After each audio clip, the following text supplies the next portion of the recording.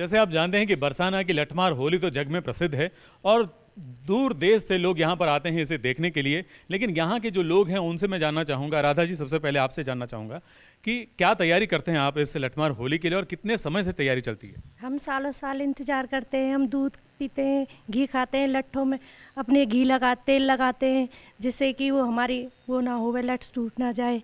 और माल खाते हैं जिससे कि हमको थकावट ना होवे। हम दूध मक्खन सब कुछ खाते हैं। अपने कपड़े भी अच्छे अच्छे तैयारी करते हैं, खरीदते हैं जिससे कि हम लहंगा पहने कि उनको अच्छे लगे नंदगांव वालों को। वाह, मतलब साल भर इसकी तैयारी चलती है और ये बात बहुत सही है कि सेहत का ख्याल रखते हैं, क्योंकि सेहत सही है तो ये सारे उत्सवों का आनंद हम रख पाते हैं।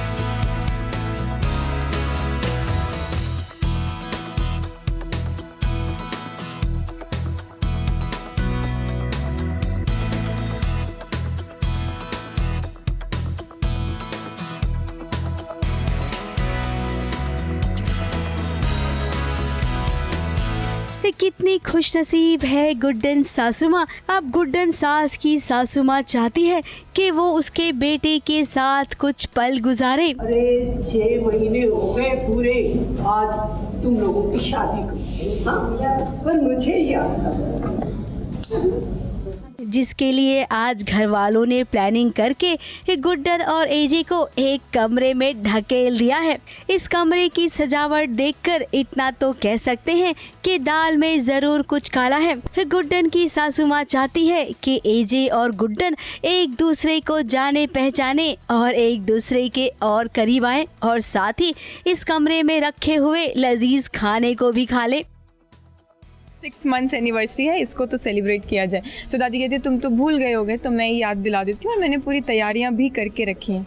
सो तैयारियों में हम पहुँच तो चुके हैं, अब देखते हैं हम उसको सेलिब्रेट एक्चुअली करेंगे कि नहीं करेंगे। तैयारियाँ बहुत ही खूबसूरत हुई हैं। मतलब आई स्वेयर जब मैं सेट पर आया था ना, मुझे लगा ही नहीं कि मैं मतलब किसी शूटिंग के सेट पे, मुझे लगा एक बहुत ही रोमांटिक सा कोई 5 स्टार होटल का हनीमून स्वीट है जहाँ मैं आया हूँ आज।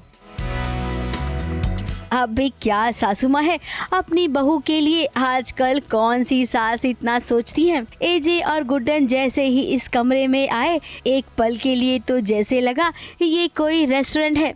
दोनों थोड़े से अनकंफर्टेबल तो नजर आ रहे थे, लेकिन कुछ समय बाद सब कुछ ठीक हो गया और देखिए एक दूसरे को कैसे ये खाना परोस रहे हैं।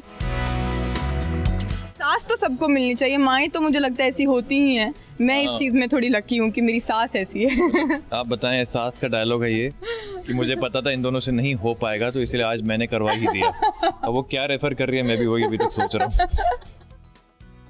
अब डाइनिंग टेबल तक तो गुड्डन और एजे पहुंच गए हैं। हालांकि अब तक इनके बीच प्यार की शुरुआत तो नहीं हुई है, लेकिन कभी कभी गुड्डन को देखकर ऐसा लगता है कि वो चाहती है कि एजे उसे प्रपोज करे, जो कि मुश्किल ही नहीं बहुत मुश्किल है। अब गुड्डन थोड़ा सा धैर्य रखिए, क्योंकि आपकी सासू माँ सब कुछ समझ गई है और देखना बहुत जल्द आपको और एजे को वो करीब ला कर ही दम लेगी। मुंबई से स्नेहा शर्मा के साथ एबीपी न्यूज रिपोर्ट।